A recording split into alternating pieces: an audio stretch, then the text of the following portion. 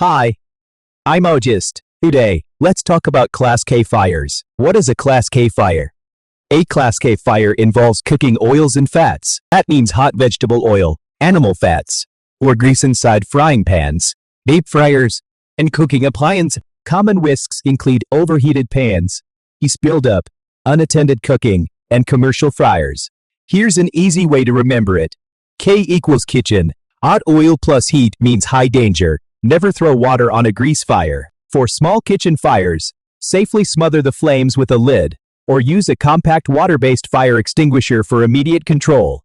When a grease fire strikes, reach for the ultimate solution, the OUGIST Kitchen Shield. Engineered with an advanced potassium acetate wet chemical formula, it instantly smothers grease fires and delivers commercial-grade protection for both Class K and Class A fires. Crafted with a sleek 304 stainless steel body, this 40 Fellows compact unit blends perfectly into modern gourmet kitchens without taking up space. Each set comes complete with a wall sign and user manual, backed by an official 6-year direct warranty and 30-day risk-free returns. Upgrade your kitchen safety today with OUGIST. Read the label, stay prepared, and keep the right tool nearby.